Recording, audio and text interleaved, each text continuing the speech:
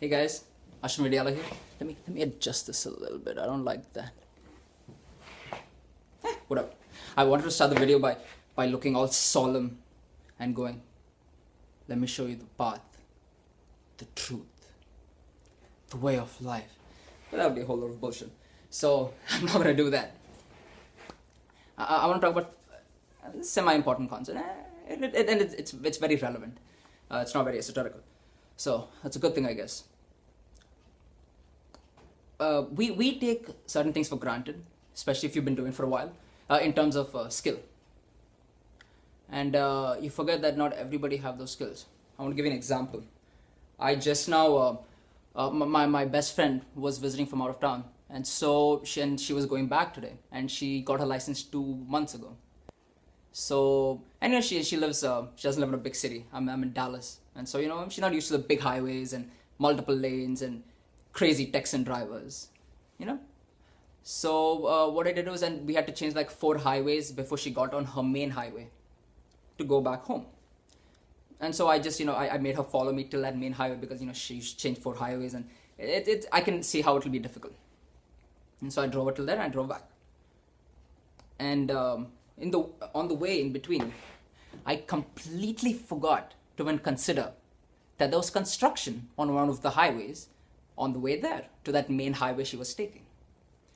And I know because I've been on this road very, very often, and there's been construction forever. So I know that there's construction on this highway. It's not new to me. But, and plus, I mean, not like we had a choice. There was either this route or another route through downtown, which was much worse. So this was the better of the 2 routes to get on that main highway. But that's not the point. The point is I completely forgot to consider her skill level. I completely forgot to consider that there was construction and that it would be difficult for her.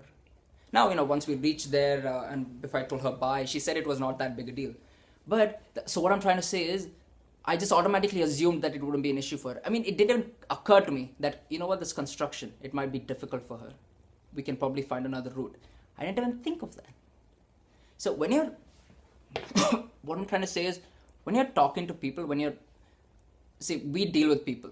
It's just an unavoidable fact of life. When you're dealing with people and you're trying to explain to them or teach them, or even just try to get them to understand your perspective, don't think from your point of view.